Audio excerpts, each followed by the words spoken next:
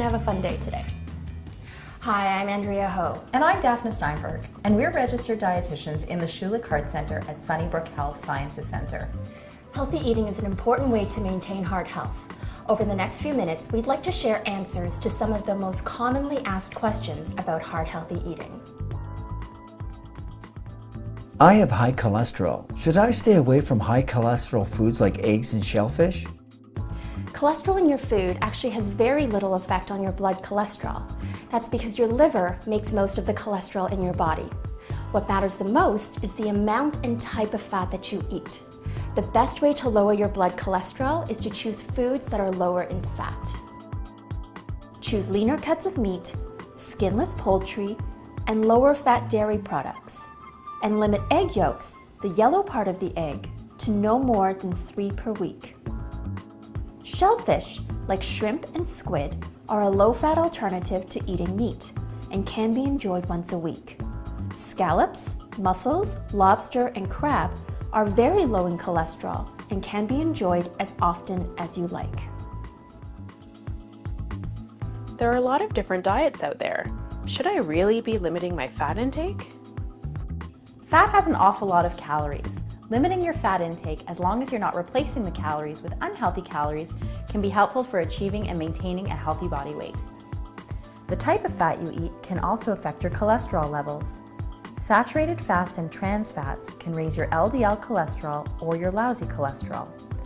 Foods that have saturated fats typically come from animal sources, so meats and dairy products generally have the highest amounts of saturated fats. Make sure to choose lean cuts of meat and skinless poultry, and trim your meat of any visible fat. Enjoy low-fat dairy products like skim or 1% milk and 0% yogurt. Trans fat is primarily found in commercially processed foods. This type of fat is worse for your heart than saturated fat, so it's important to choose foods that are trans fat free. Before buying any commercially processed foods, check the packaging to make sure it doesn't have any trans fat in it. Look for phrases like trans fat free, zero trans fat, or no trans fat. Check the ingredient list. Make sure that shortening or partially hydrogenated oil are not listed as ingredients. If they are, pick a product that doesn't have these 2 ingredients listed. Avoid using hard margarine, which is high in trans fat. Instead, use a non-hydrogenated margarine, which is trans fat free and has very little saturated fat. What's the best oil to cook with? Cooking oils are a good source of healthy fat called unsaturated fat. The best oil to use in your cooking is olive oil and canola oil. Even though these are healthy oils, it's still important to limit the amount of oil that you use in your cooking. Make sure to use heart-healthy cooking methods that don't need a lot of oil. These include steaming, poaching, baking, roasting, and stir-frying. Avoid deep frying or pan frying. Even if you are using a heart-healthy oil, your food will absorb too much extra oil during the cooking process. When you're adding oil to your cooking, use an oil spray or measure out the oil that you'll be using. I've heard a lot about omega-3 being good for my heart, but I'm not really sure what it is. Can you tell me more about it? Omega-3 is a healthy fat that we need to get from food because our bodies can't make it. It's important to get it because it helps to raise our healthy cholesterol and make our blood vessels more elastic. The best sources are from fatty fish including salmon, tuna, trout, mackerel, herring, and sardines. You can choose fresh, frozen, or canned fish.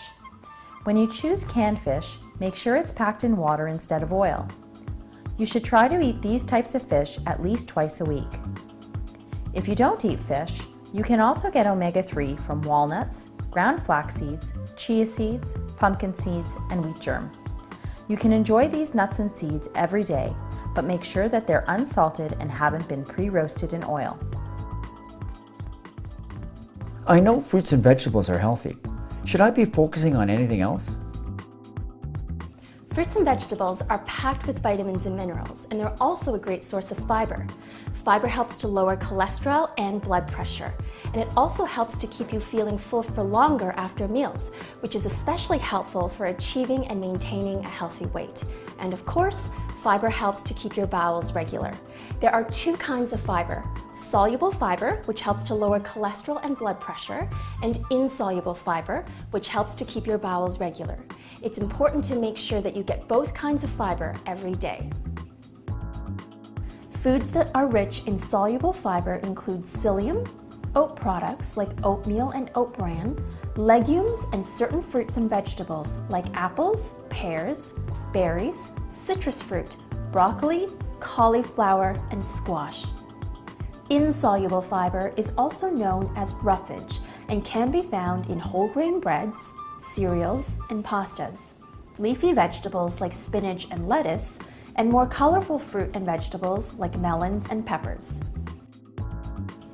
If you're not used to eating a lot of fiber, start slowly and make sure to drink plenty of water to help prevent stomach upset. I don't have diabetes. Do I still need to watch my sugar intake? Sugar can be found naturally in food, or it can be added to food. Sugar is found naturally in foods like fruit and milk products. These foods are healthy and should be enjoyed throughout the day. Added sugars include table sugar, honey, syrups, and food that contain added sugars such as sugar-sweetened beverages, desserts, and sweetened cereals. Eating large quantities of sugar can increase your weight and increase your risk of developing heart disease, even if you're not overweight. So, it's important to limit the amount of added sugars that you eat. Having an occasional treat is fine.